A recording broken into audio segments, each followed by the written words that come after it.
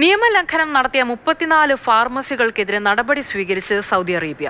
മൊത്തം 4 ദശലക്ഷം റിയാൽ പിഴ ചുമത്തിയതായാണ് അധികൃതർ അറിയിച്ചത്. ഫാർമസിയുമായി ബന്ധപ്പെട്ട നിയമങ്ങൾ പാലിക്കാത്തതിലാണ് നടപടിയെടുത്തത്.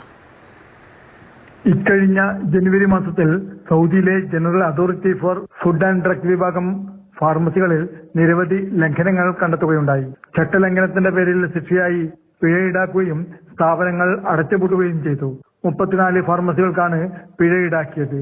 മൊത്തം 4 ദശലക്ഷം റിയാൽ പിഴയായി ചുമത്തുകയുണ്ടായി. മരുന്ന് നൽകുന്നതിനും ഫാർമസ്യൂട്ടിക്കൽ ഉൽപ്പന്നങ്ങൾക്കായുള്ള ഇലക്ട്രോണിക് ട്രാക്കിംഗ് സംവിധാനവുമായ പ്രസാദ് വഴിയാണ് 34ഓളം ഫാർമസികൾക്ക് പിഴ ഈടാക്കിയത്. ഫാർമസിയുമായി ബന്ധപ്പെട്ട നിയമലംഘനത്തിന് general authority for food and drug ആണ് നടപടിയെടുത്തത്. പിഴ ചുമത്തിയത് കൂടാതെ ചില സ്ഥാപനങ്ങൾ അടച്ചുപൂട്ടുകയും ചെയ്തിട്ടുണ്ട്. മരുന്നുകളുടെ പ്രതീക്ഷിക്കുന്ന ക്ഷാമമോ വിതരണ തടസ്സങ്ങളോ മുൻകൂട്ടി റിപ്പോർട്ട് ചെയ്യുന്നതിൽ പരാജയപ്പെട്ടവർക്കെതിരെ നടപടി സ്വീകരിച്ചിട്ടുണ്ട്.